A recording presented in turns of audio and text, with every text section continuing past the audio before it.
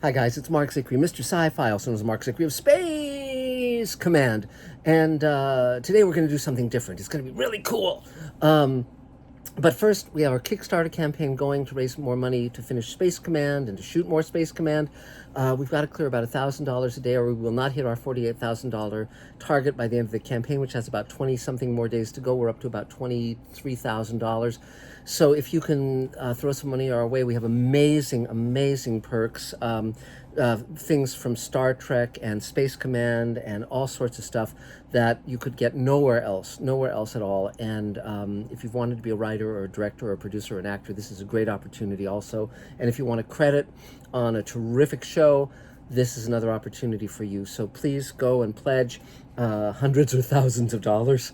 And you can also buy Space Command shares at $7,500 for a full share or $3,750 for a half share. And you can reach out to me, markzicree@gmail.com, to find out all about that. But that is not what we're here to do today. So I'm going to start a new thing for Mr. Sci-Fi, which is every now and then I'm going to show you a movie, one of my favorite science fiction films. And today we are showing one of my absolute favorites. Now, nowadays, there are lots of cool science fiction films. They come out several per year at the very least, Interstellar and The Martian and so forth, Gravity, etc. But in the earlier part of the 20th century, science fiction movies were extremely rare. So you might have started in the dawn of cinema with Georges Méliès doing A Trip to the Moon, or then you might get Metropolis in the 1920s. Now, Metropolis was a film by Fritz Lang that I highly recommend. Make sure you see the complete version. They found 40 minutes that had been lost for 80 years. And that's the version you have to see, the full version, because then you'll understand the story. But someone who didn't like the simplicity of its view toward workers was a writer who decided to write his own movie as his response to Metropolis. And amazingly, this was one of the greatest science fiction writers who ever lived, probably the writer who started modern science fiction. And his name was H.G. Wells. And that's him. That's a letter by him. His handwriting is almost illegible, but if you look closely, good-looking man when he was young. And he started writing. He actually came from the working classes and was very much a self-made man.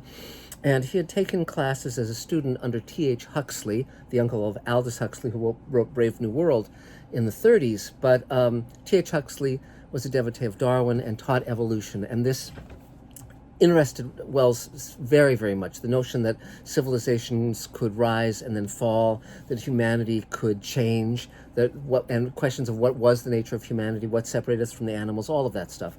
So in 1895, he wrote his first great book. And this is it. This is the first edition, The Time Machine. And look at that. It's the British edition. It's got the Sphinx that's mentioned in the book. It's one of my favorite books. I just love this book. And if you haven't read it, I highly recommend it. But and interestingly enough, the first American edition, his handwriting was so bad that they published his name in the book as H.S. Wells because they couldn't read his G's.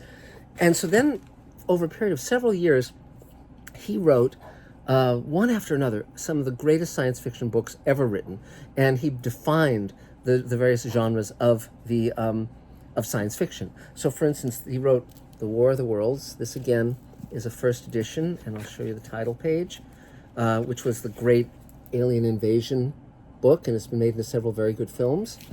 And then he wrote The Island of Dr. Moreau. Now, they made a movie called The Island of Lost Souls in 1933 starring Charles Laughton. It's a phenomenal film, but it was banned in England. So this is the book they came out with when the movie was banned in 1933, and it says, you've heard of the movie that you can't see, well, read the book instead, because you can't see the movie. So it's got a great Art Deco cover. He also, around that time, wrote The First Man in the Moon. He wrote The Invisible Man. But then around 1901, 1902, that first enormous output of brilliant novels started to change, and he started writing a different kind of novel, much more things like The History of Mr. Polly and so forth. These books that were quips, these books that were about working class Londoners and their lives, and he wrote romances, and he wrote books like Anne Veronica, and these were not the great science fiction novels of his youth. And his reputation changed somewhat, and he was trying to reinvent himself. And then in 1919, he wrote The Outline of History. So he changed from being a novelist and writing a lot of novels to writing an overview of history, of the entire history of man from the beginning, caveman days, even before, to the present. And and I finally got around to reading it, and it's really entertaining and really fun. I thought it'd be stuffy, not at all. So again, I recommend that. You can get it on Audible if you want to listen to it. Very entertaining, very accessible, very fun, and that completely reignited his career, and he became this huge popular presence in England. He was on the BBC radio all the time, making comments and so forth, and writing a lot of books about the current world stage or where we were headed. He wrote, before World War I, he wrote a book called The War in the Air, hypothesizing what that would be like if we had a warfare, of airplanes. This is early before we'd ever seen anything like that. He was always talking about the future and where we might end up. Now, in the Time Machine, it talked about the disintegration of civilization and humanity splitting into two races: the sort of useless but pretty and sweet Eloi, and the sort of animalistic but very bright and very cunning Morlocks. And again, great. But he was always writing about that, and he wrote a book called The Shape of Things to Come, which again was just kind of a prognostication of what the future might lead to. And there was a great head of a studio named Alexander Korda.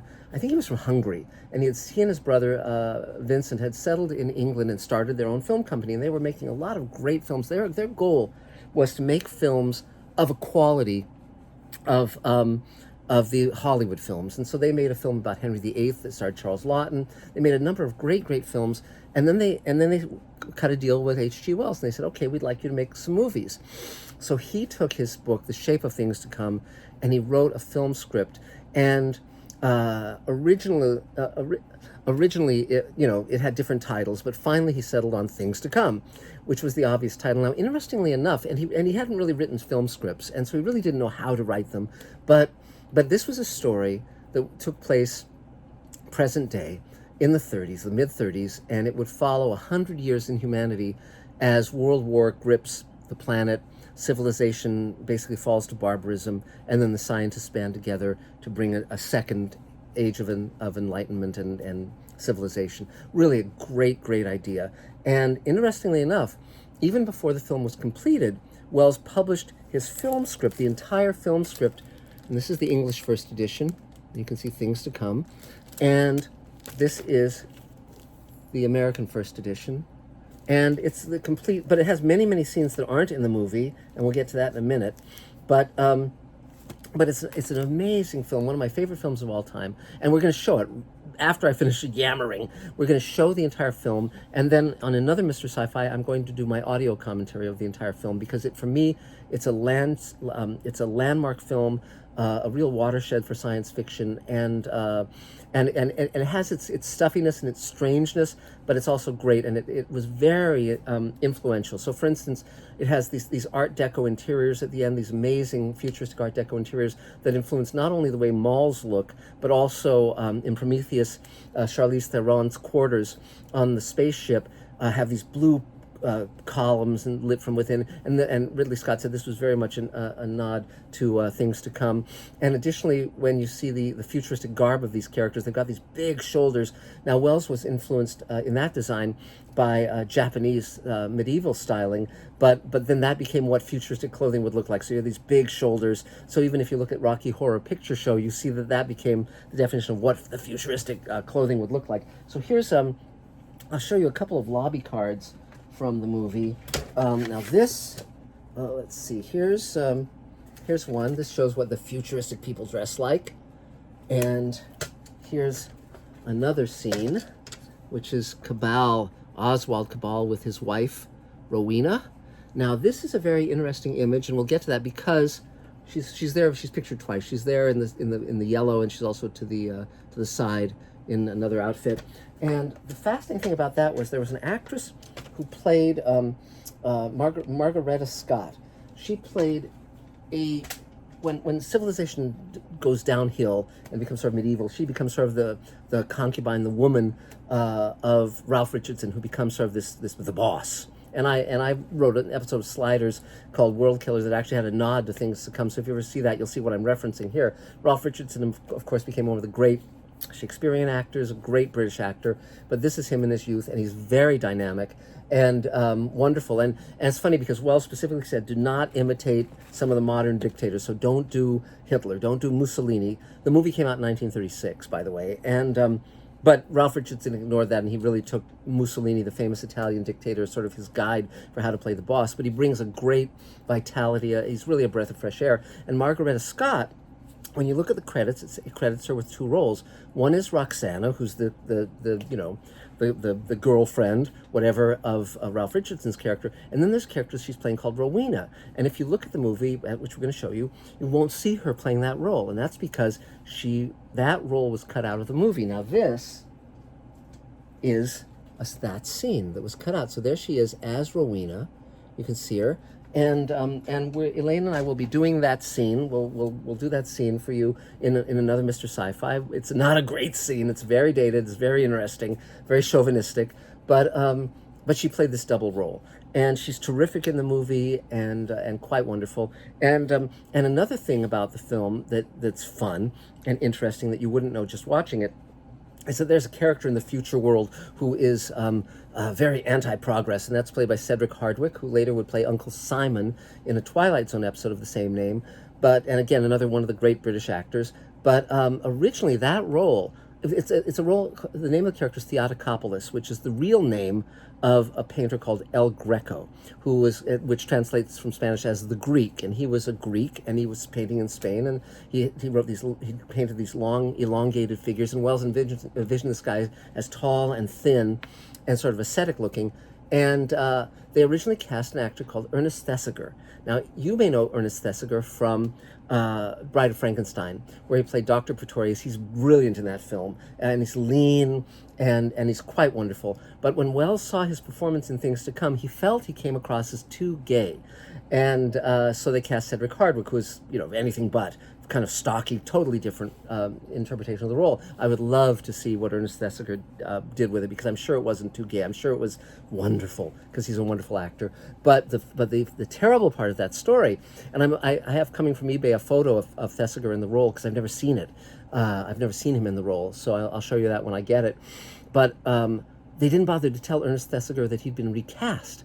And so when he showed up at the premiere in London with all of his friends, he had to sit with all of his friends and watch a movie that he was no longer in.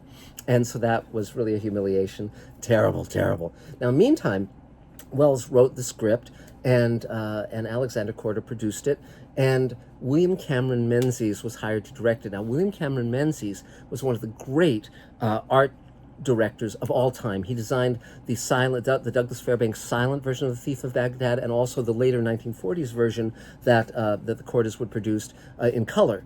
And he also was the art director, the designer on Gone with the Wind, and many other great films. But he only directed a very few films, and this is this may even have been his first film directing. And his visual sense, his sense of design, his sense of composition is just spectacular, and you'll see that. It's a wonderfully designed film. The view of the future, the way everything looks, this crazy, wonderful Art Deco future is just amazing to behold. And so he's great, though some people find the movie very, very rigid, kind of, opining. It has that, but I love it. And Wells's idea that if the scientists all took over, we would have a utopia is a little misguided, because World War II showed us with the bomb and so forth, and the Nazi experiments, that scientists are not by definition good guys. Though during the pandemic, I would say right now they're being good guys. But amazing stuff. So his stuff is great. Arthur Bliss did the score, which is terrific. The score was composed before the movie was shot, and they edited the film to the score rather than, as is normally done, the score is composed after they have the edit. So, but that was, again, Wells insisted on that, and because he was this big famous writer, they acceded to that.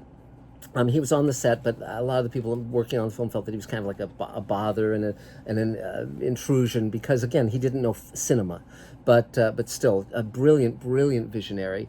And among the other things in the film that you'll see, there's a great opening sequence about they call it Everytown, but it's clearly London. It's clearly you see things that are very indicative of London. Two-story buses, you know, the two-story buses that they have in London, the red buses, and so forth. And they have a bombing of Everytown, London, and this is 1936. So everyone was afraid that war was coming. Hitler was on the march. The Spanish Civil War was happening, and Hitler loaned the Luftwaffe to Mussolini so he could bomb and invade Ethiopia. So again, Guernica happened during that period, all of those things. And Wells was very aware of all of this, and people were terrified of the war that would come. And in this film in 1936, 3 years before the British entered the war in 1939, you see basically what the Blitz would do. So the people watching that film in London when it came out, that was a view of their future. That was the future they were about to have. And it's a terrifying vision, and it's beautifully done. It's a mix of model work and live action stuff, and boy, it really works. It's great. Now, and then later on, they have a gun to shoot people around into orbit around the moon, and that's very fun because in the 19th century, Jules Verne and Wells were the great writers, the great creators of science fiction. They were called scientific romances at the time, and Verne, in his From the Earth to the Moon, had postulated a space gun that would fire this projectile to the moon. But by the time, in the 1930s, rocketry was already very advanced. Wernher von Braun would design the V-1 and the V-2 rockets at Peenemünde during World War II a few years hence. But everyone knew that a gun would not shoot a projectile to the moon. The force of that explosion would flatten, would squash everyone inside. But nevertheless, Wells wanted it to be a space gun because of the visual quality of it. And you'll also notice that the space gun has a gun sight on it, which is like, oh, that's kind of crazy too. But it's still great. Still great. All the airplanes, everything in this film is just spectacular and wonderful. And you can watch it again and again. So pledge to our Kickstarter campaign, subscribe to Mr. Sci-Fi. This is a film I love very much. I even satirized it in my first radio play, Lobotomy, which was about science fiction conventions, and I actually did my impersonation of Raymond Massey, which sometime soon will play for you. But so this is Things to Come, a wonderful film by H.G. Wells, one of the great writers of all time. If you haven't read The Time Machine, do, or Island of Dr. Moreau, or War of the Worlds, any of these books, you will be well served. So that's it for now, and without any further ado, Things to Come.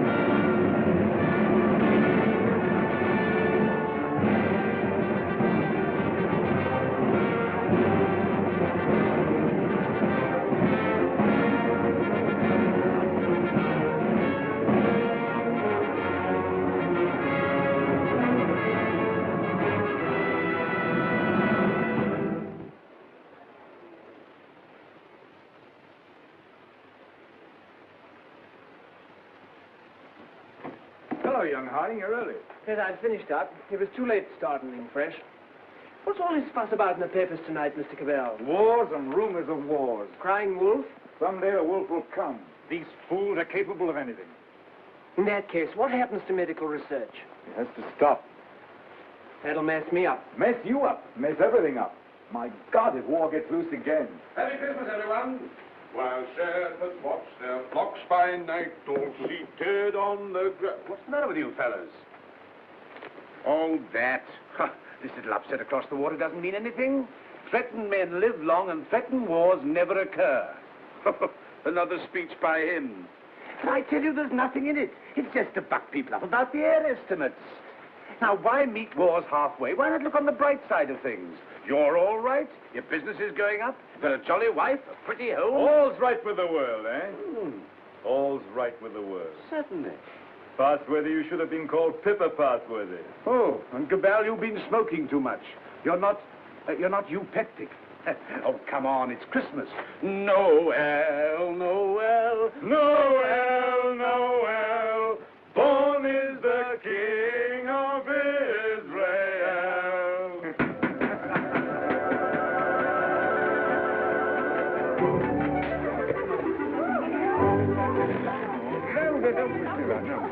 Nice toys they have nowadays. Nice toys. The toys we had were simpler, ever so much simpler. Noah's Arks and wooden soldiers. Nothing complex like these. You know, I wonder sometimes if perhaps all these new toys aren't a bit too much for them. It teaches them to use their hands. And I suppose their grandchildren will see even more wonderful things. Progress, progress.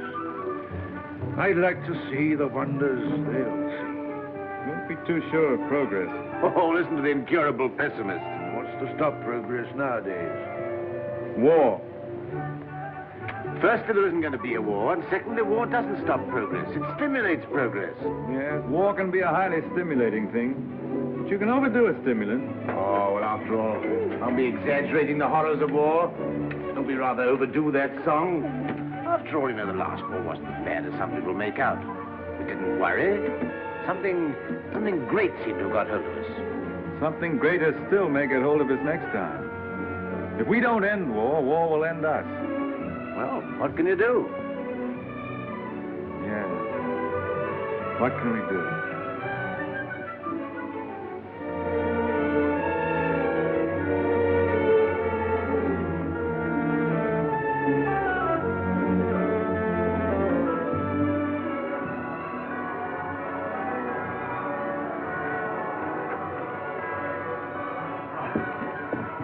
Peace on earth, goodwill towards men. Real old-fashioned Christmas this year. Fresh, little snow with a nip in the air, eh? What is that? Sounded like a gun. Those guns here. Merry Christmas, Cabell. Here's to another good year for all of us. Another year of recovery, eh? What's the searchlight doing now? Yes. Well, it must be anti-aircraft maneuvers. Maneuvers at Christmas? No. Listen, guns again.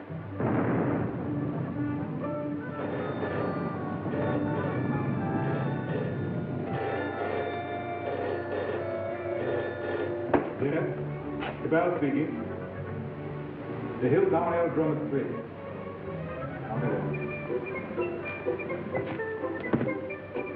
Mobilization. Oh, God. Perhaps it's only precautionary mobilization. Let's see. The unknown aircraft passed over Sea Beach and dropped bombs within a few hundred yards of the waterworks. They then turned seaward again. By this time, they'd been picked up by the searchlights of the battleship Dinosaur. Before they could mount out of range, she had opened upon them with her anti-aircraft guns, unfortunately without result. Of course, everyone has said this time they'll start without any declaration of Oh, war. listen. We do not yet know the nationality of these aircraft, though of course there can be little doubt of their place of origin. But before all things, it is necessary for the country to keep calm.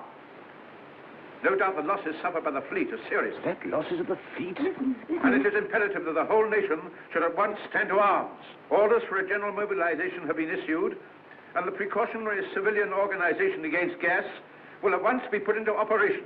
Our instructions have just come to hand. We shall cut off for 5 minutes and then read you the general instructions. Please call in all your friends. Call in everyone you can. You've got your stimulant, Passworthy. Something great has got you. War has come.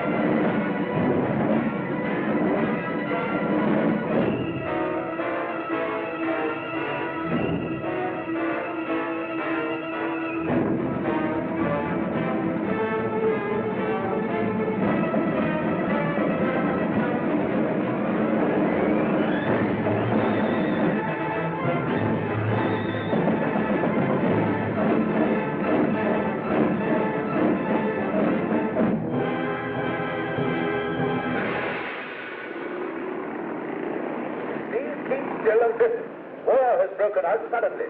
There may be an air raid, but it is not likely to be a very serious one. You must be prepared for it. The danger will not be great.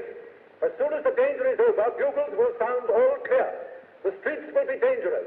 Do not assemble in crowds. Keep indoors. Go home. Those who are far from home can take refuge in the underground railways. Go home. Go home. Go home. Get out of the square. Get out of the street. Go home and keep home.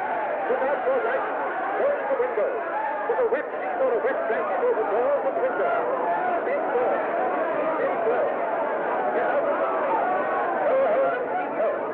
Keep indoors. Go home. Go home. Do not assemble in crowds.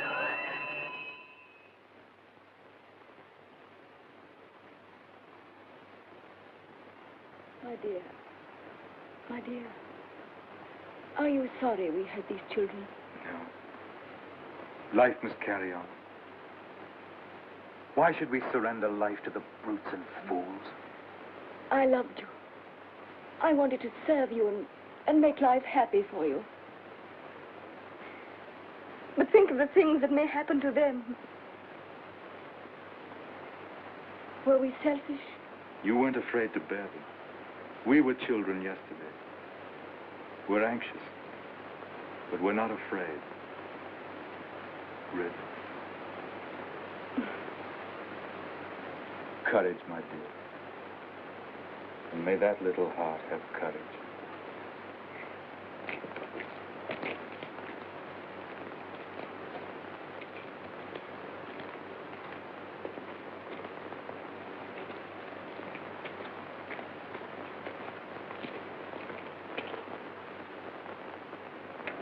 Are you an officer, Daddy? Well, you've got to do your bit, you know, Sonny. You've got to do your bit. I'm an officer too, Daddy. That's the spirit. Carry on, sir. Carry on. Goodbye, son. There. Have it. Quick, boss.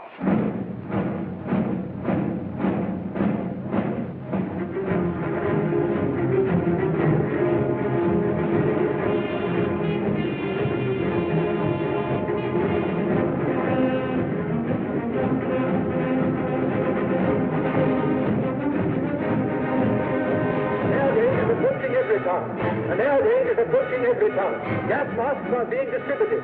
See that they fit tightly behind the ears. Get to cover. Get under cover at once. The enemy are not in any great force, and our anti-aircraft gunners will speedily dispose of them.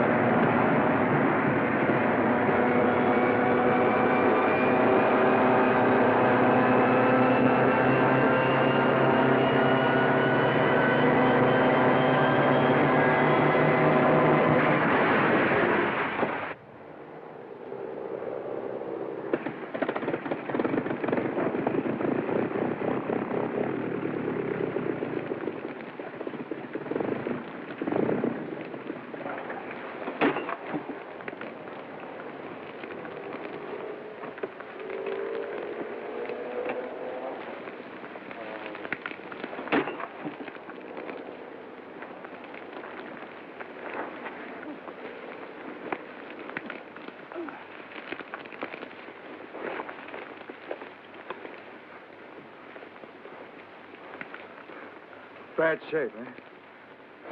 Why does it come to this? God, why do we have to murder each other? Go, my friend. That is my guess. It's a bad guess. Funny if I'm killed by my own poison. Quick, get this.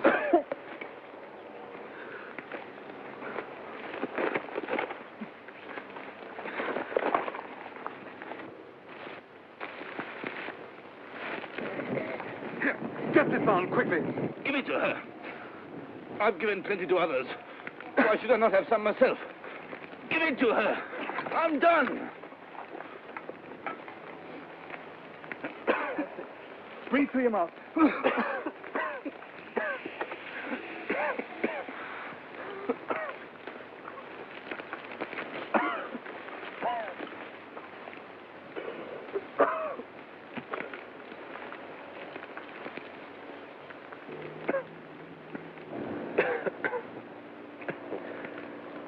I dropped the gas on her.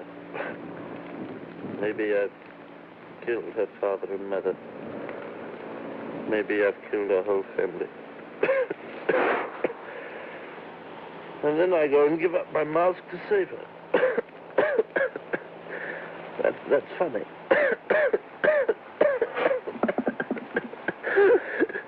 That's a joke.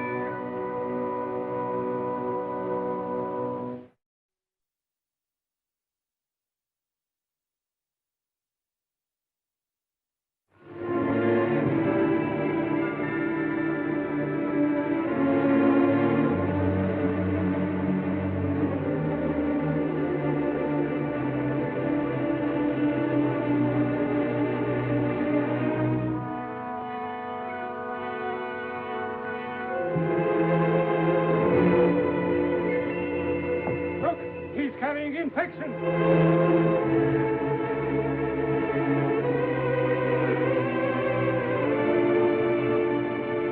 Harding here.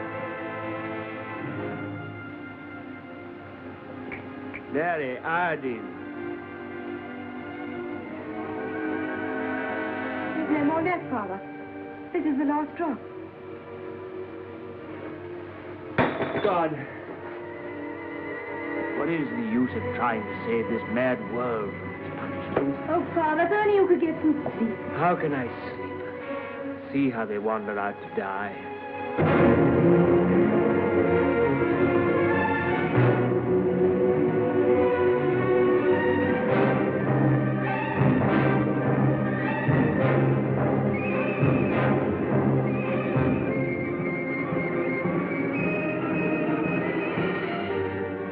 Why don't you shoot them? It's their lives or ours. Let's get guards and make a court.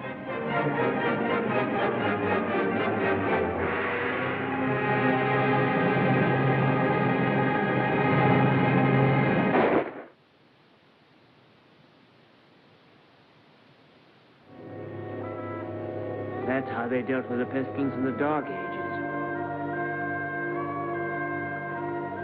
Richard.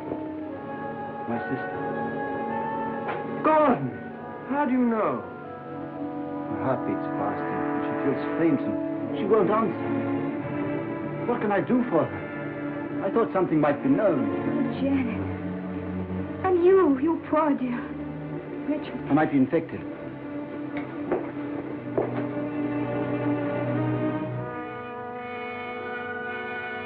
Is there nothing to make her comfortable?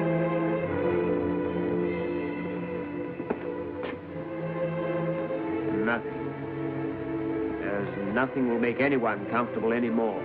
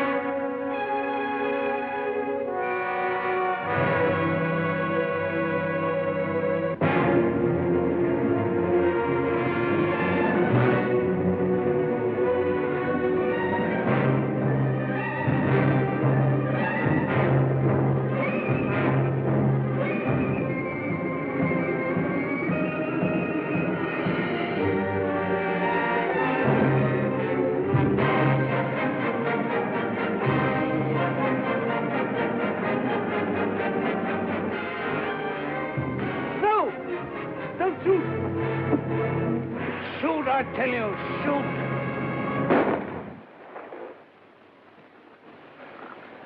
That's the way to do it. Shoot 'em!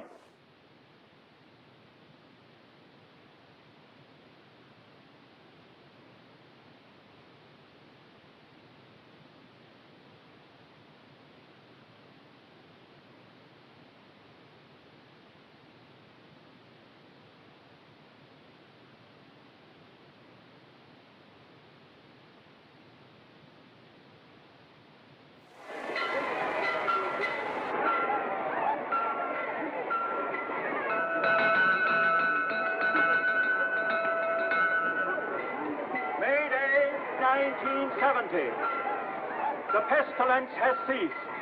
Thanks to the determined action of our chief in shooting all wanderers, there have been no cases for 2 months. The pestilence has been conquered.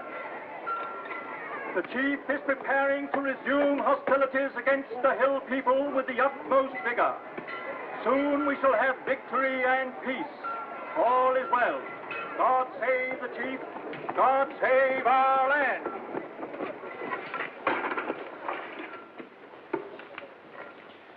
Any more insulated wire? We've got no rubber wire at all, sir. Any rubber tape? There's not a scrap left in the place. We used the last on the other motor. Oh, what's the use? There's no petrol anyway. Don't believe there's 3 gallons of petrol left in this accursed ruin of a town. What's the good of setting me at a job like this? Nothing will ever fly again. Flying's over. Everything's over. Civilization's dead.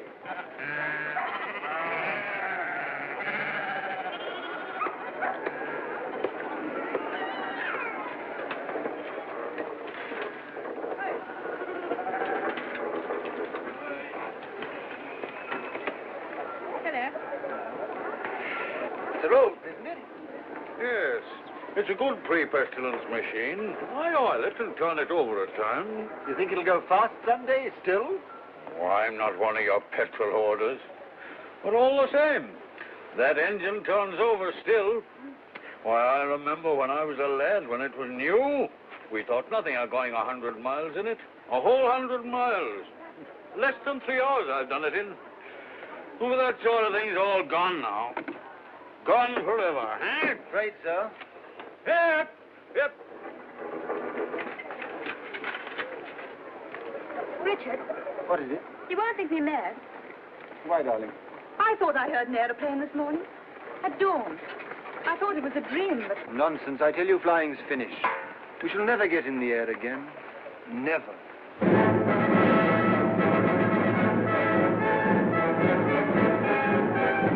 Hey, come on, the bus. The bus is coming!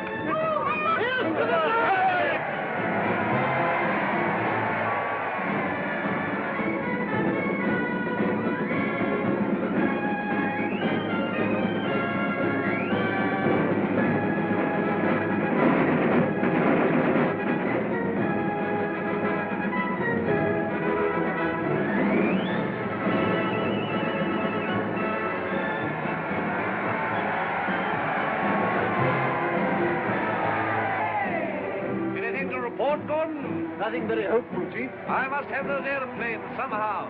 I do what I can, but you can't fly without petrol. I'll get petrol for you, trust me. You look after the machines. I know you haven't got the stuff, but you can get round that. For example, transfer parts. Use bits of one to mend another. Be resourceful. Give me only 10 machines in working order. Give me only 5. I don't want them all. And we'll end this war of ours forever. I'll see you get your reward. Is your wife, Gordon? You keep her well hidden. Salutation, lady. Must use your influence with our master mechanic. The competent state wants his service. I'm sure my husband does his best for you. It's hardly enough, lady. The competent state demands miracles. Not everyone can work miracles as you do, Chief. Oh, I'm sure you could work miracles if you tried, lady. Rudolph! Lady, I showed it to you, but you said you didn't want it. Wadsky's been up to his tricks again. He'll have to answer for them. But he's been keeping things back from me again. Only Wadsky keeps things back. What do you think of our master mechanic here that won't let me have those planes of mine to end this war of ours with the hillmen? Well, can't you make him? I thought you could make everybody do everything. Some things you can't do, madam. You can't fly without petrol. You can't mend machines without tools or material. You've gone back too far. Flying's become a lost skill in every town. Are you really as stupid as that? I'm as helpless as that. And now, Chief, what are you going to do about it? He's going to let me have those machines, and I'm going to let him have coal. Stuff to make oil. It's a lost skill. It's a dream of the...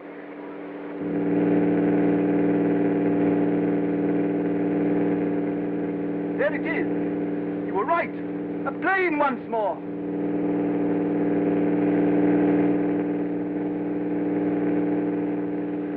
Look, there he is.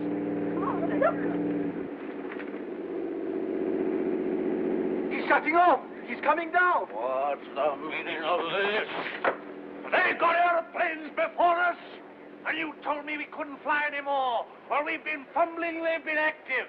Here, some of you, you and you, find out who this is and what it means. There's only one man in it, hold him. Somewhere they can still make new machines. I didn't dream it was still possible. Yes, but who is this man? How did he dare come here? Fetch him to the town hall, guard his machine, and bring him to me there.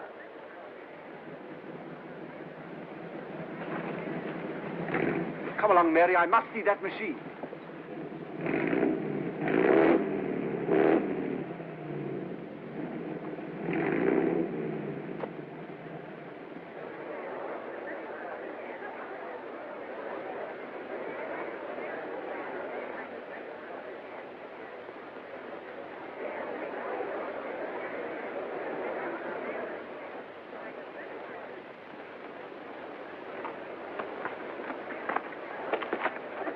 Who's in control of this part of the country? The chief. What we call the boss. Good. I want to see him. He sent me to arrest you. You can't do that. But I'll come and see him. Well, you're under arrest whether you'll admit it or not. The country's in a state of war. Well, come along. I know the way.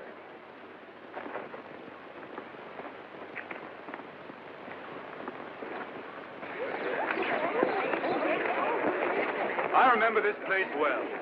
I used to live over there for years. Ever heard of a man named Parsworthy? Harding? Dr. Harding? Look, here he comes now. Yes, that's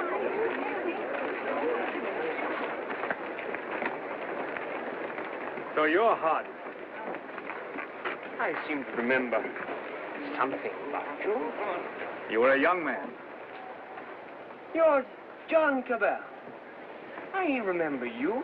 I used to visit your house here, endless years ago before the wars. You're still flying. Your hair is grey, but you look young enough. How are things here? Who's in control in this place? We have a chief, a warlord. The usual thing. I want to look up your warlord. Where can we go and talk? My laboratory is the best thing. It's just over here. Right.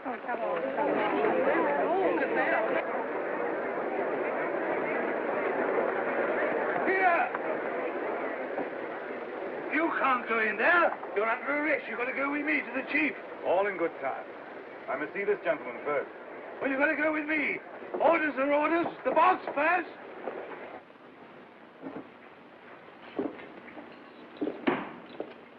Where is this man? Why isn't he brought here? Well, he's gone up with Dr. Harding. He has to be brought here. I must deal with him. Here, you can't go to him. That's impossible. He must come to you. Send another man for him. Send 3 men. He's got to be brought here. So that's the sort of man your boss is. Not an unusual type. Everywhere we find these little semi-military upstarts robbing and fighting. That's what endless warfare has led to. Brigandage. What else could happen? But we, who are all that are left of the old engineers and mechanics, have pledged ourselves to salvage the world. We have the airways, all that's left of them. We have the seas. And we have ideas in common. The brotherhood of efficiency. The Freemasonry of science. We're the last trustees of civilization when everything else has failed. I've been waiting for this. I'm yours to command. Not mine. Not mine. No more bosses. Civilization's to command. Tell him he'll have to come. He won't come on foot. Well, we'll have to carry him. I don't know what'll happen to me, sir, if you don't come.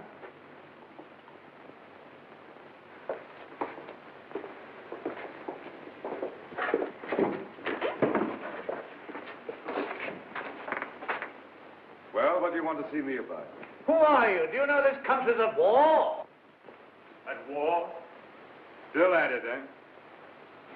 We must clean that up. What do you mean we must clean it up? All war. Who are you, I say? The law. Law and sanity. I'm the law here. I said law and sanity. Where do you come from? Who are you? Wings over the world. Well, you know you can't come into a country like this in this fashion. I'm here. Do you mind if I sit down? And now, for the 4th time, who are you? I tell you, wings over the world. That's nothing. What government are you under? Common sense. I belong to World Communications. We just run ourselves. Yeah? You run into trouble if you try and land here in wartime. What's the game? Order and trade. Trade, eh? Can you do anything in munitions? Not our line of business. Fuel, spare parts, we've got planes. I've got boys that have trained a bit on the ground. We've no fuel, it hampers us. We might do a deal. We might. I know where I can get some fuel. I've got my plans later, but if you can manage a temporary accommodation, we do business. World Communications helps no one to make war. End war, end war. I want to make victorious peace. I seem to have heard that phrase before, when I was a young man. But it made no end of war.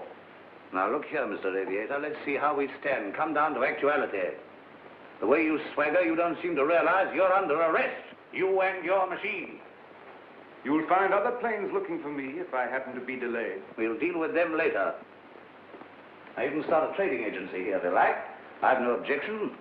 The first thing we shall want is to get our planes in the air again. Quite. A laudable ambition. But our new order has an objection to private airplanes. The impudence. I'm not talking about private airplanes. Our airplanes are public airplanes. This is an independent sovereign state at war. I know nothing about any old order.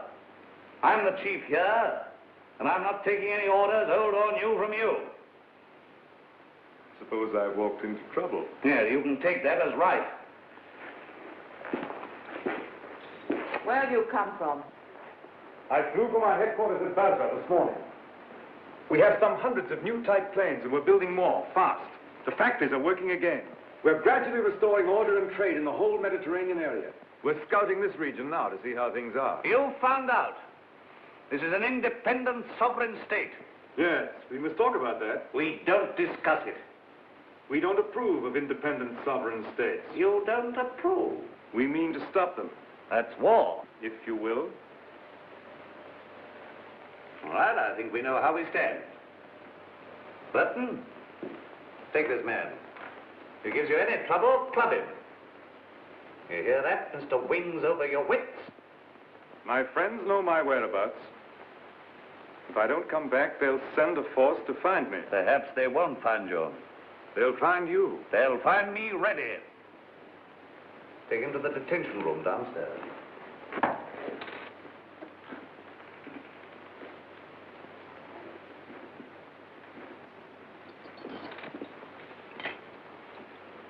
Now, was that wise? Wise? Yes, wise to quarrel with him at once. Quarrel with him?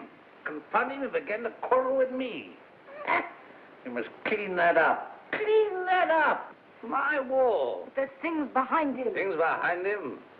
Some sort of aerial bus driver. Standing up to me. Like an equal. So you lost your temper and you bullied him. I don't bully, I just handle the man.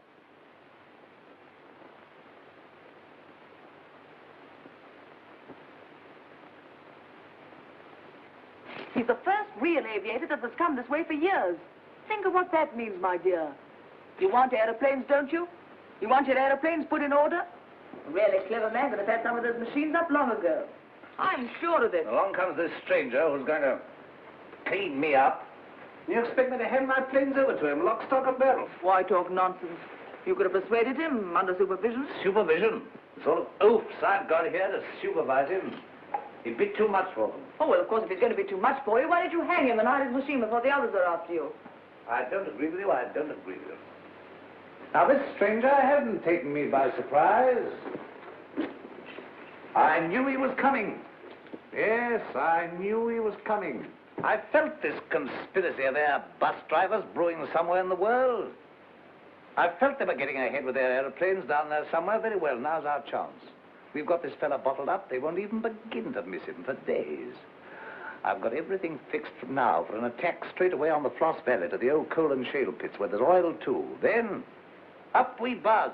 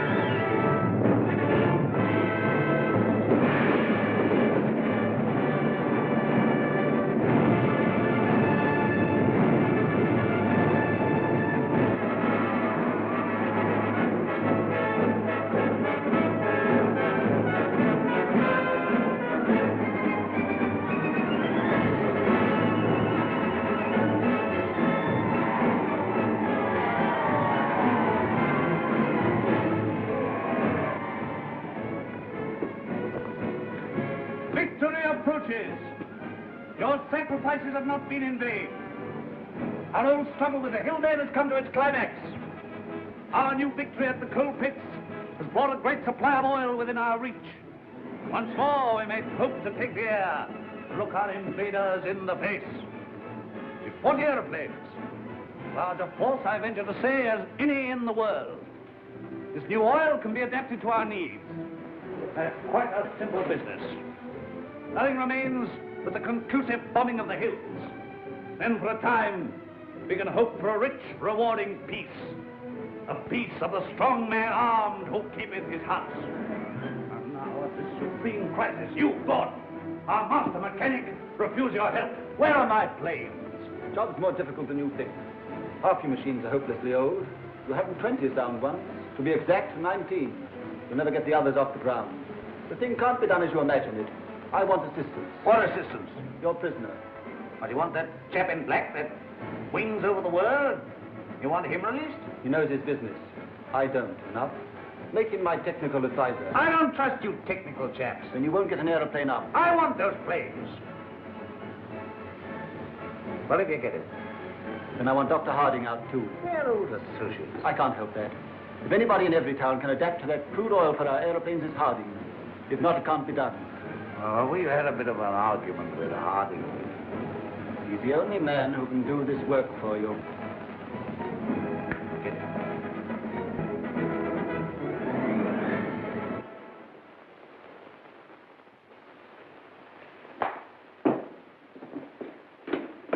Undo his hands. Well?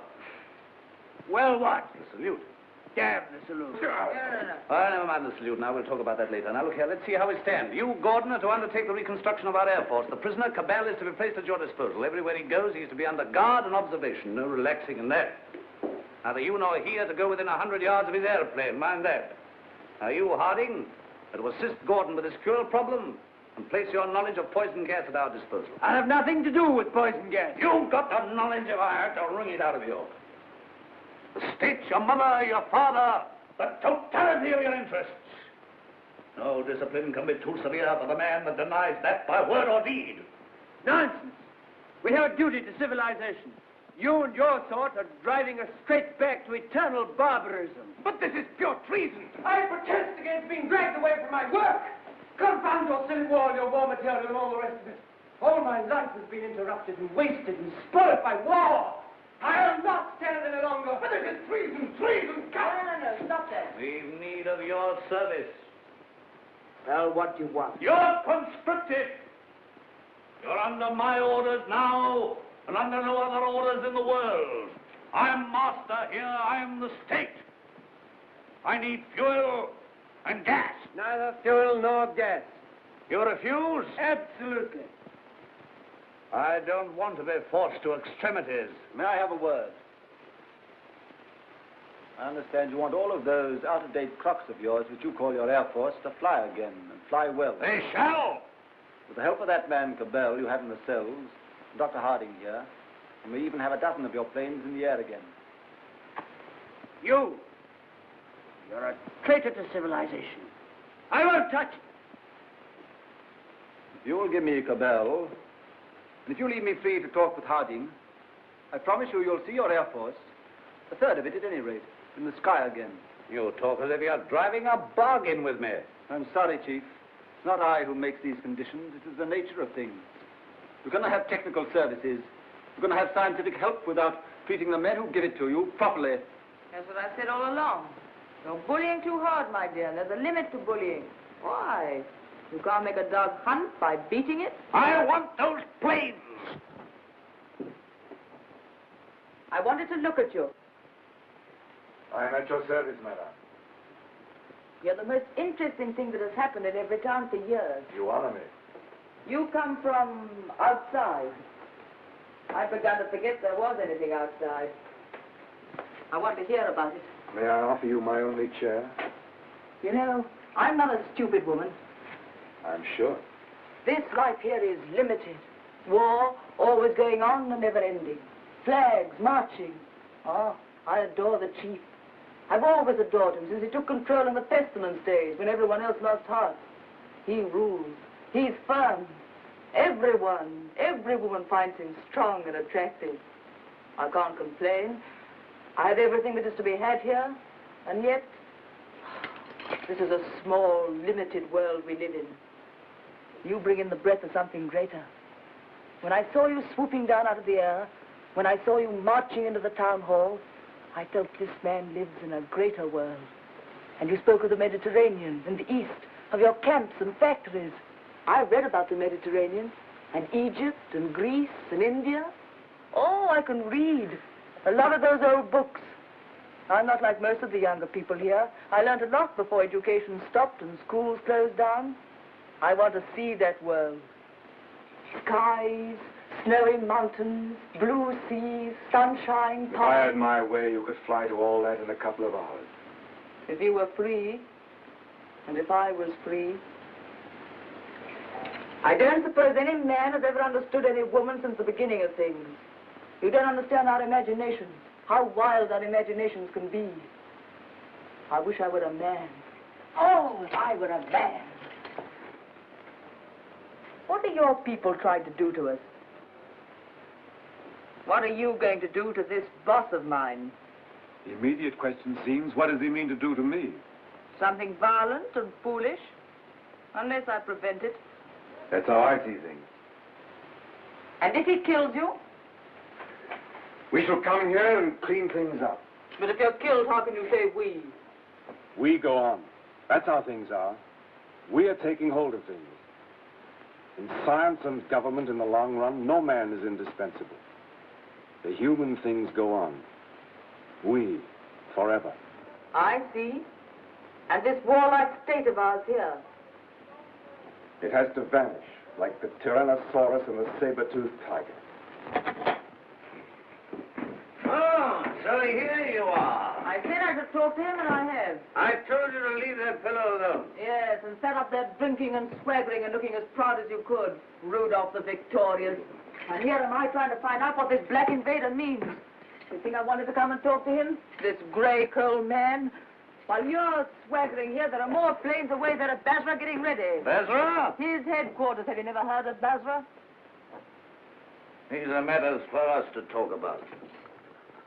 This lady has been putting me through a severe cross-examination. But the gist of it is that away there in Basra, new aeroplanes are rising night and day, like hornets round a hornet's nest.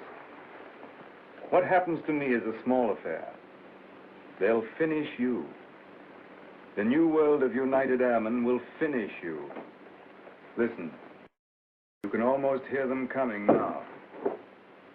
Not a bit of it. What he says is the truth. What he says is bluff. Make peace with the airmen and let him go. That means surrender of our sovereign independence. But more machines will be coming, and more and more. And he's here, hostage for their good behavior. Come, madam, enough of this little diplomatic mission of yours.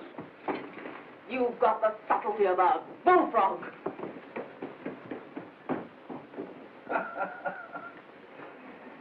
Yeah, I don't know what she's been saying to you. I don't much care. There's no making peace between you and me. It's your world or mine, and it's going to be mine. For all your threats of swarms of hornets and so on, you're a hostage, remember that. Don't be too sure you'll win. So just sit here and think that over, Mr. Wings over the world. I'll get round to the other side and look at these engine bearer braces quickly.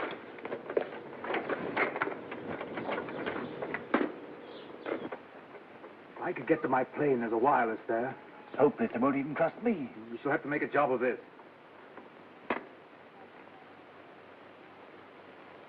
If I can manage to get your reserve petrol, let me have that for this plane. Good. It won't be easy to make a getaway. These oil pump connections aren't very good, but we'll have to risk it. I think we'll manage it all right now that Harding knows his part of the job. Good.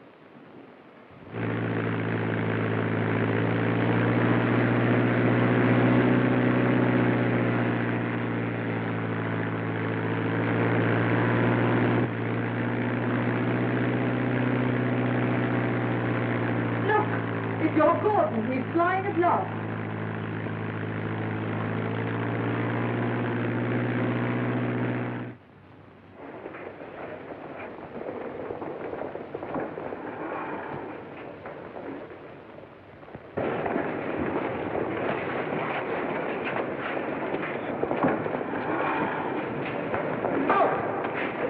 Out of the arch, boys. This is free war.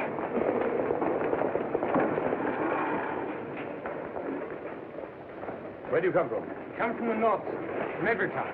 Says Cabal is a prisoner there. They've got him, sir, and he's in danger. I had great difficulty in getting here. You say Cabal is in danger? In very great danger. The boss there is a violent tough. Job for our new squadron. Well, now we've got a chance to try the new gas of peace on somebody. There's no time to lose, sir. May I report to headquarters? Yes. Take him to the council.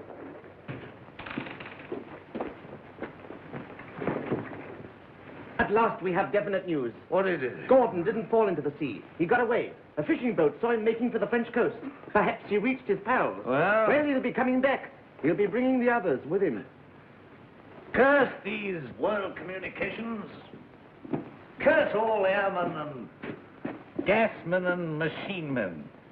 Why didn't we leave their machines and their sciences alone? I might have known. Why did I tamper with flying? Well, we needed airplanes against the hill state. Somebody else would have started in again with airplanes and gas and bombs if we hadn't. These people would have come interfering anyhow. Why was all this science ever allowed? Why was it ever let begin? Science? It's an enemy of everything that's natural in life.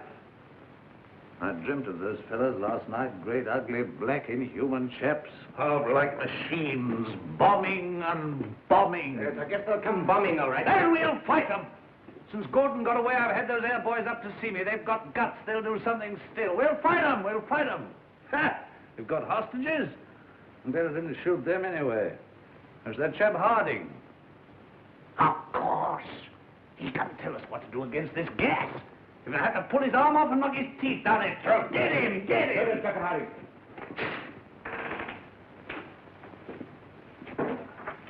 I have to come to Earth sometime. What is this world communications? A handful of men like ourselves. They're not magic.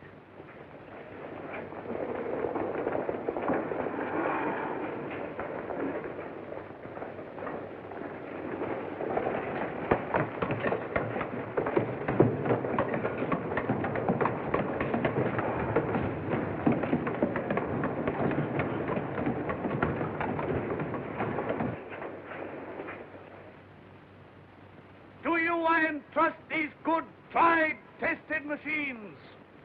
You are not mechanics, you are warriors. You have been trained not to think, but to do, maybe to die. I salute you. I, your chief.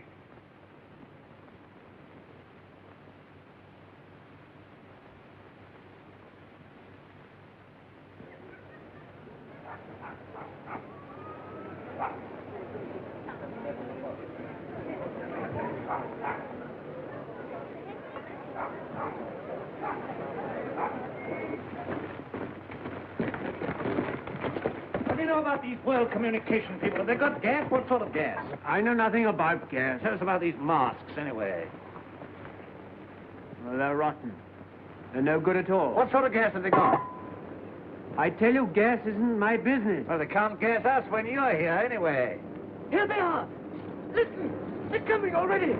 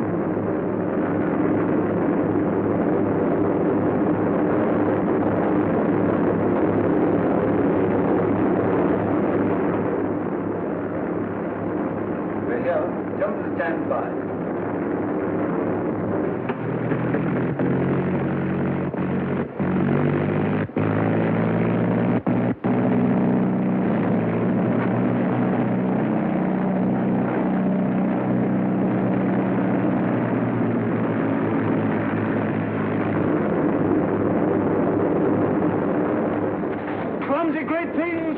Our boys will have them down in no time. They're too clumsy.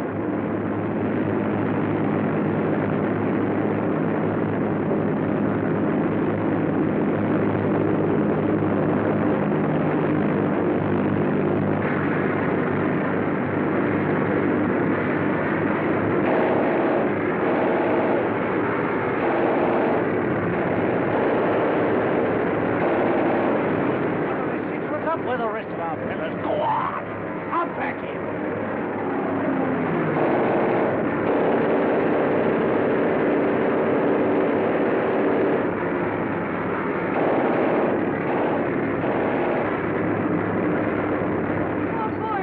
They're both coming down, cowards! But they can't be careful. We have hostages. The hostages? I'm not done yet. Go on, fetch them. Bring them out here, out in the open. Tie them up where they can be seen. Here's the other fella. He's the prize hostage. He's the best of the lot. They'll know him. Fetch him. Fetch him. Look. Is that gas?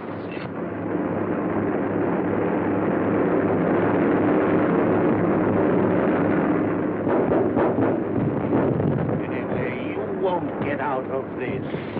You? Don't you see we're beaten? Shoot them! What are you all doing? Why don't you move? I never did you any harm. I saved your father and I saved you. Couldn't you call up your man there to stop this? I won't have it like this. What's happening?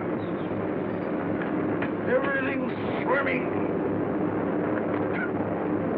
Shoot! Shoot! We never shot enough yet. We never shot enough. We scared them, now they've got us. Oh, we'll go there. Why should I be beaten like this? Shoot! Shoot! Shoot! Shoot!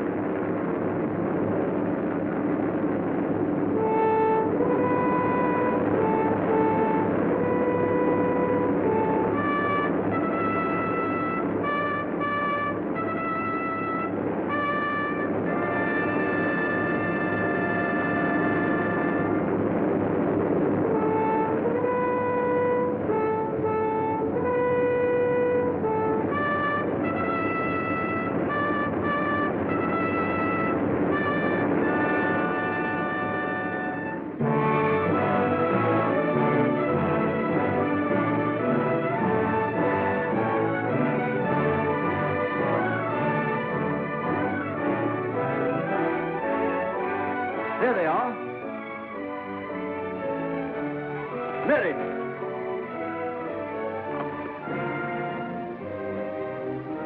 No, she's not hurt.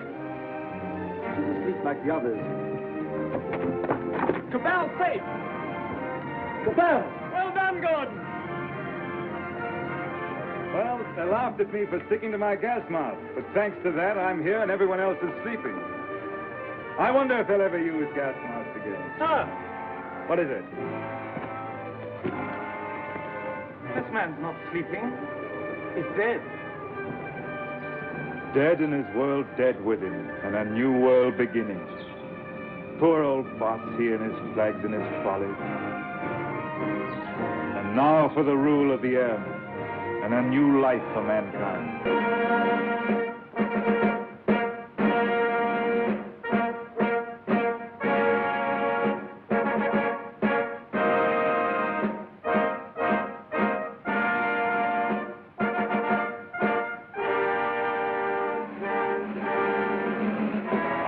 Is only beginning.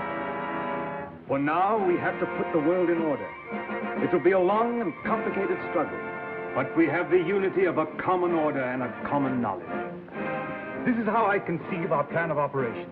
First, the roundup of brigands, that last dismal vestige of ancient predatory soldiery, the last would-be conquerors. Then settle, organize, advance, this zone, then that, and at last, wings over the world, and a new world begins.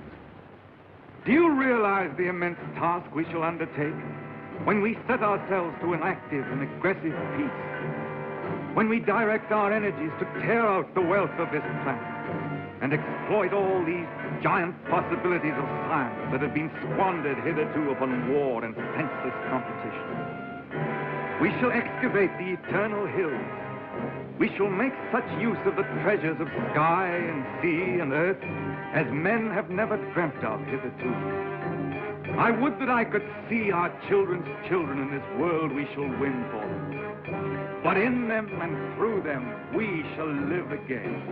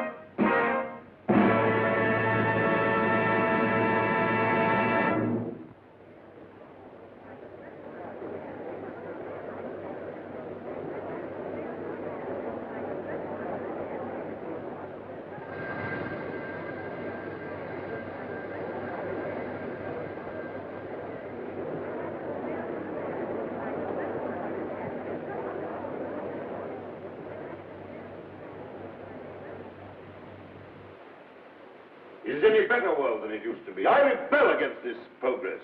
What has this progress, this world civilization done to us? Machines and marvels. They've built these great cities of theirs, yes. They've prolonged life, yes. They've conquered nature, they say, and made a great white world. Is it any jollier than the world used to be in the good old days, when life was short and hot and merry and the devil took the hindmost? All the same, what can we do about it? Rebel. And rebel now. Now's the time. Why now in particular? Why, because of this space gun business. Because of this project to shoot human beings at the stars. People don't like it, shooting humans away into hard, frozen darkness. They're murmuring. They've murmured before and nothing came of it. Because they had no leader. But now, suppose someone cried, "Halt! Stop this progress!" Suppose I shouted to the world, "Make an end to this progress." I could talk. Radio is everywhere. This modern world is full of voices. I'm a master craftsman. I have the right to talk. Yes, but will they listen to you? They'll listen, trust them. I shout.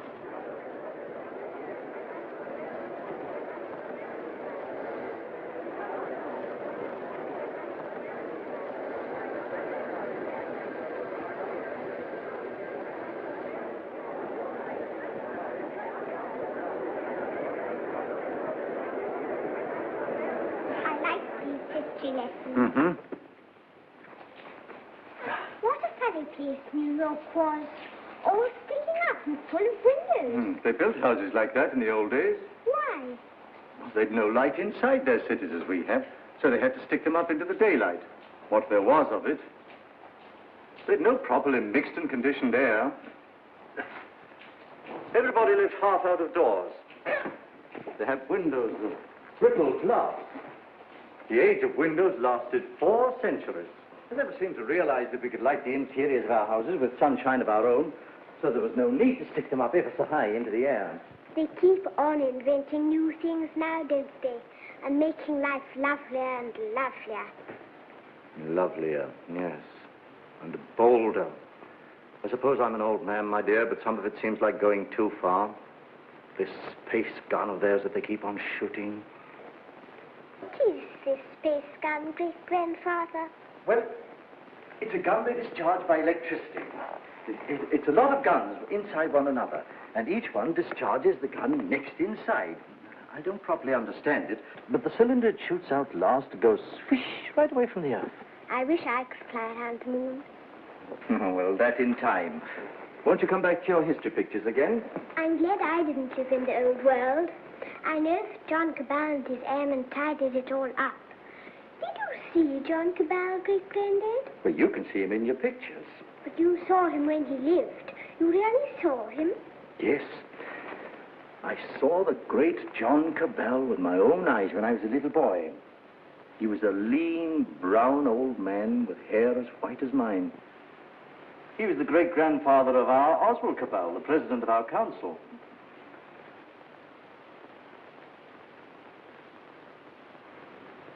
I take it the space gun's passed all its preliminary trials, and there's nothing left now but to choose the 2 who are to go.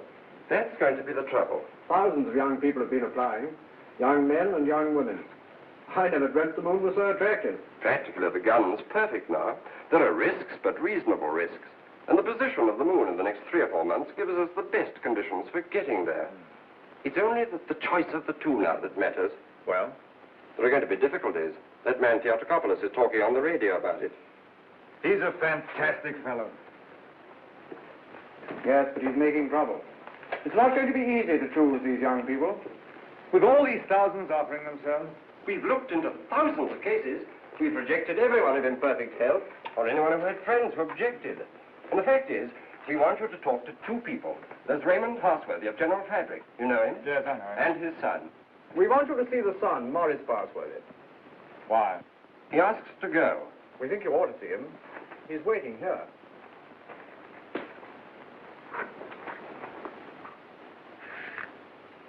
Is Morris Parsworthy there? He's on his way. Good.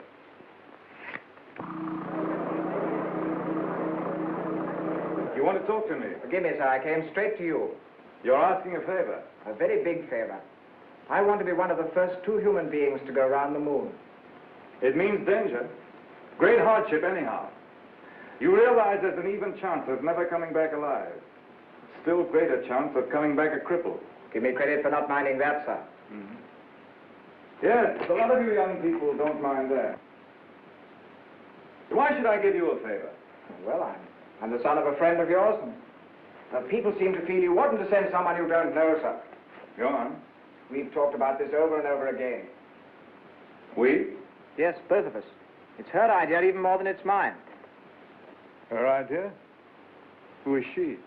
Someone much closer to you than I am, sir. Go on. It's Catherine, your daughter. She says you can't possibly send anybody's child but your own.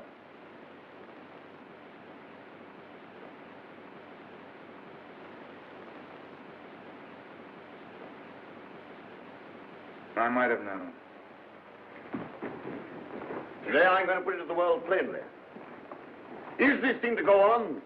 Or are we sane and normal human beings to put an end to it, and an end to all such follies forever?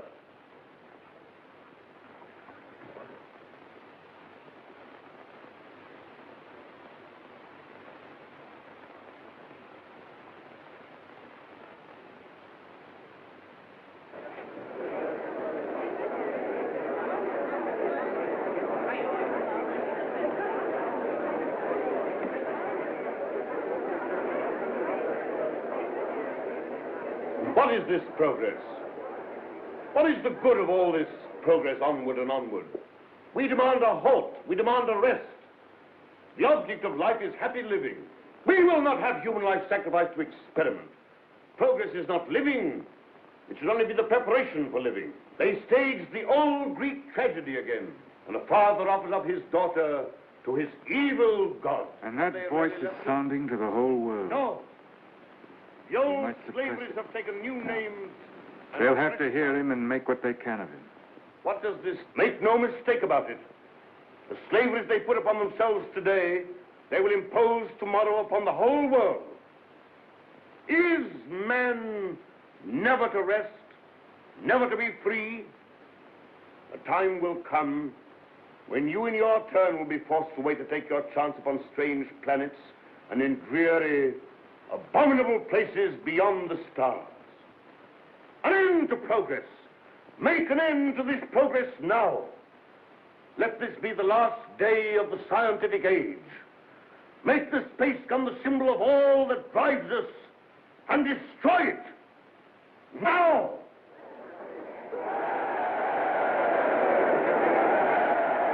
I wonder what they will make of it.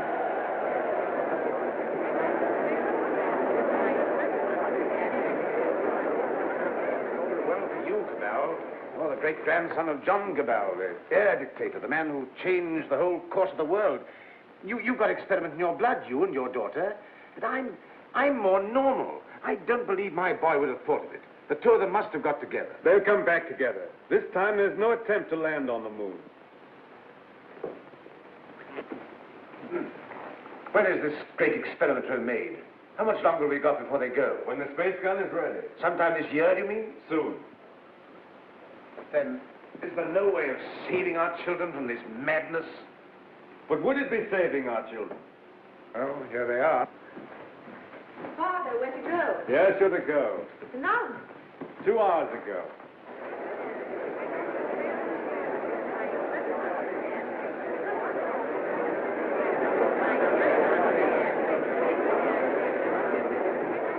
Your speech has struck fire. All the people are excited and angry. Some are already going out of the city towards the space gun. Nothing is wanted now but leading. We must go right on with this. To the space gun. And so we end an age. Young people, just beginning life. You want to go into that outer horror. Why don't you send somebody who's sick of life? They want fit young people, alert and quick. And we're fit young people. We can observe and come back and tell. Cabal, I just want to ask you one plain question. Why did you let your daughter dream of going on this mad moon journey? Because I love her. And I wanted to live to the best effect. Dragging out life to the last possible second is not living to the best effect. The nearer the bone, the sweeter the meat. The best of life, Passworthy, lies nearest to the edge of death. I'm a broken man. I don't know whereon it lies. You haven't got things right, Passworthy. Our fathers and our fathers' fathers cleaned up the old order of things because it killed children. It killed those who were unprepared for death. Because it tormented people in vain. Because it outraged human pride and dignity. Because it was an ugly spectacle of waste. But that was only a beginning. There's nothing wrong in suffering if you suffer for a purpose. Our revolution didn't abolish danger or death. It simply made danger and death worthwhile. Cabal. Cabal, the gun's in urgent danger. It's a race against time now to save it. Theodore Copulus is out with a crowd of people already. He's going to the space gun now. They're going to break it up. They say it's the symbol of your tyranny. Are there weapons? Bars of metal. They can smash delicate apparatus. They can do endless mischief. But you have a traffic control. Can't they produce the police? Very few. We've nothing but the gas of peace, and it isn't ready. It'll take hours yet. We must hold this crowd back at any cost for a time until the gas of peace is ready. Listen.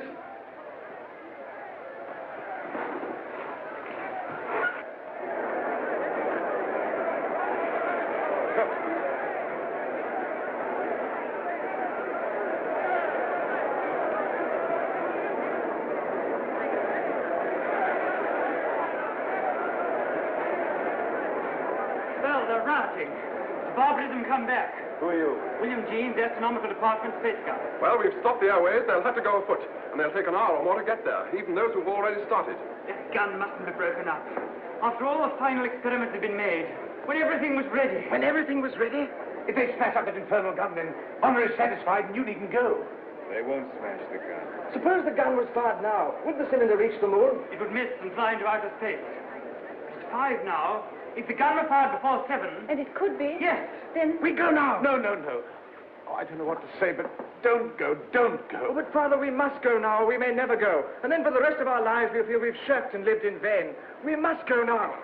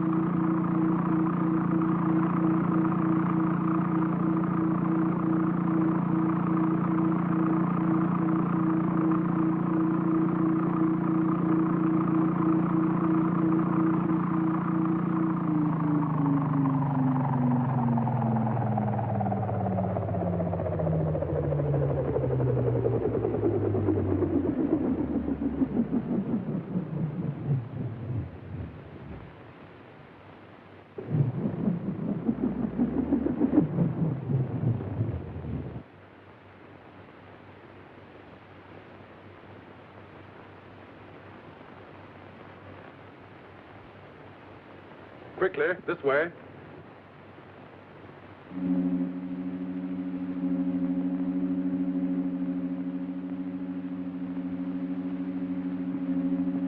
If you go up to the platform, we'll guard this below.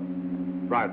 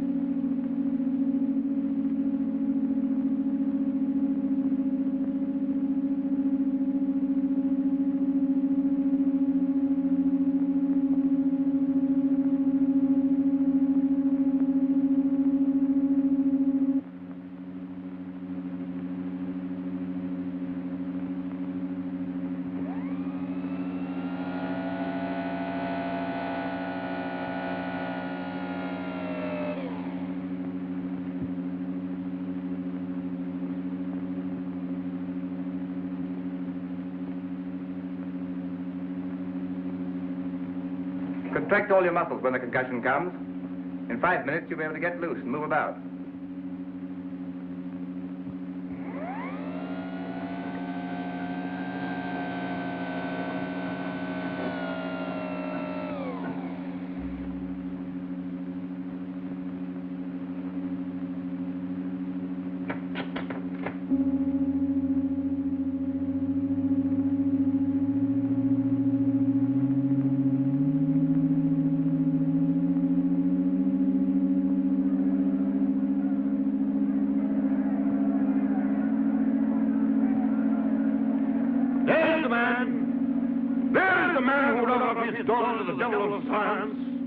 What do you want here? We want to save these young people from your experiments. We want to put an end to this inhuman foolery. We mean to destroy that gun. We have a right to do what we like with our lives, with our sort of lives. We don't grudge you your artistic life. You have safety, plenty, all you want. We want to make the world safe for men. No one prevents you. How can we do that when your science and inventions are perpetually changing life for us? When you're everlastingly contriving strange things? When you make what we think great seem small?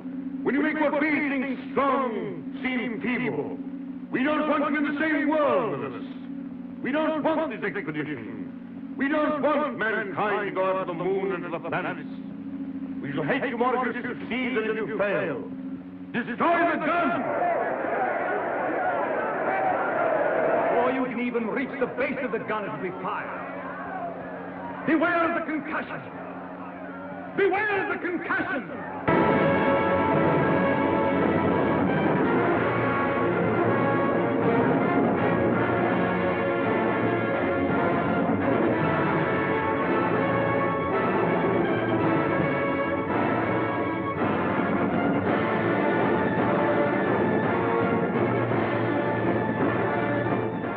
Stand by, control room.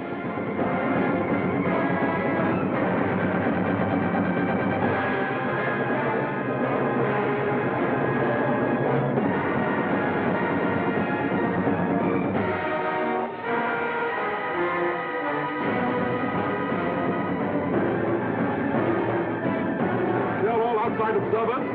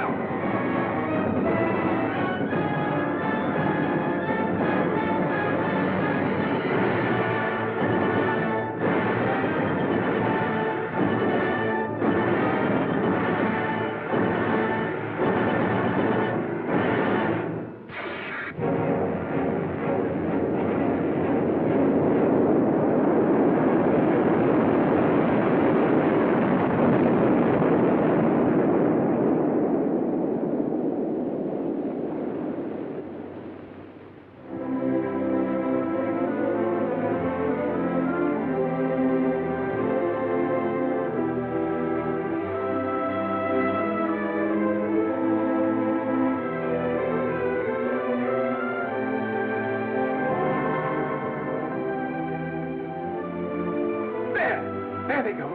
That faint gleam of light. I feel that what we've done is monstrous. What they've done is magnificent. Will they come back? Yes, and go again and again, till the landing is made and the moon is conquered. This is only a beginning. If they don't come back, my son and your daughter, what of that, Cabal? Then, presently, others will go. Oh, God, is there never to be any age of happiness? Is there never to be any rest? Rest enough for the individual man.